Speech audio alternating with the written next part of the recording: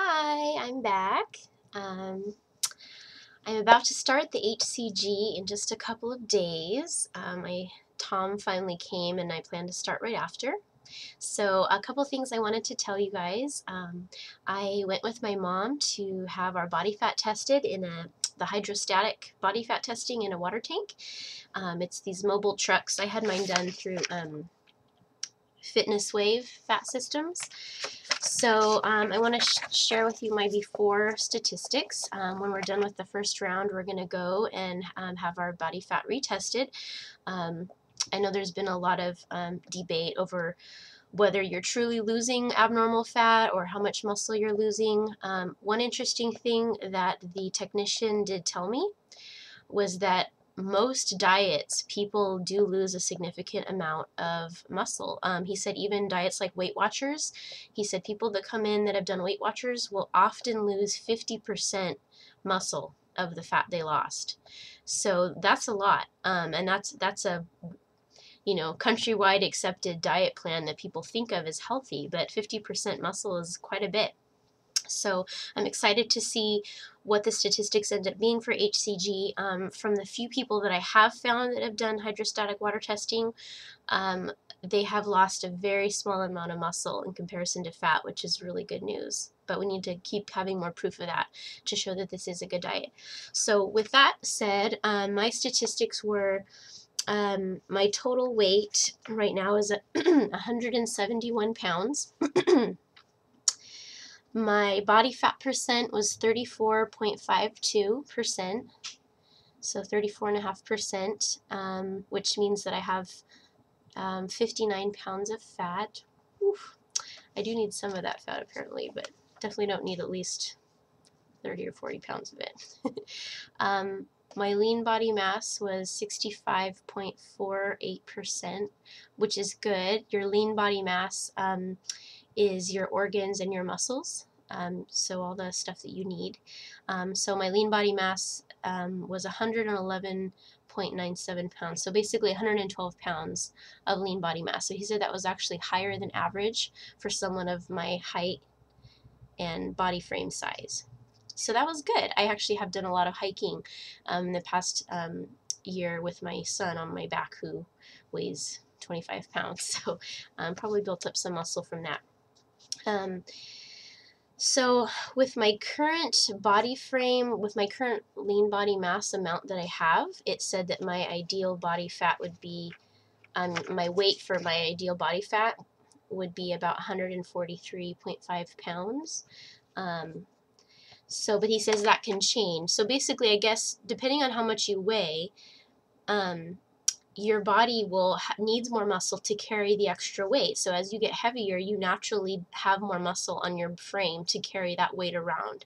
So heavier people will just naturally have more lean body mass because of the extra muscle to carry that weight. So he says usually as you lose weight, it's okay to lose a little muscle actually, because you don't need as much muscle to carry your frame around anymore because you weigh less. So he said it is totally normal to lose some muscle, and as you lose a little of that lean body mass, so too will your ideal weight go down, because that's in relation to your lean body mass. So he said we'll see next time what my new ideal body weight would be compared to my new lean body mass. Hope that makes sense. It's a little too confusing. So anyway, so those are my statistics. 34.5% body fat. Ideal body fat percent for women is between 22 and 25%. So, ideally I would like to lose total probably 30 to 40 pounds would be ideal.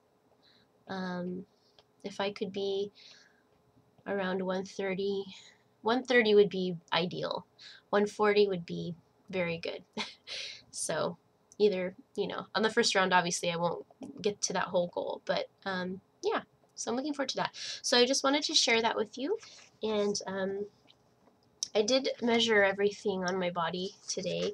I don't think you're going to be able to see this, but I did print out a picture of myself, one of my before pictures, and I drew all the amounts on there. You're not going to be able to see them, but here I'm going to So that's my before picture. You can see my little belly there. The funny thing is pretty much my bust, my belly, and my hips are like all the same size, which means I'm just like this column. I don't have a shape anymore. My waist was obviously a little smaller, but yeah, I'm just this little round column in my upper body, and I just have like extra fat all over my body. That's how I've gained it. Some people tend to still have thin legs and thicker upper body, but I just have extra flab all over. So at least I look balanced, I guess. But anyway, so I'm excited. My neck was 13 inches. My biceps, both sides, were 13 inches also. My bust was 42.5 inches. My waist was 34.75 inches.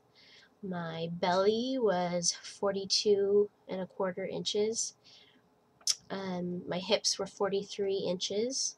Like I said, it's like my bust, belly, and hips were all like about 43 inches. My upper thighs were about 26.5 inches. My calves were 15.5 inches.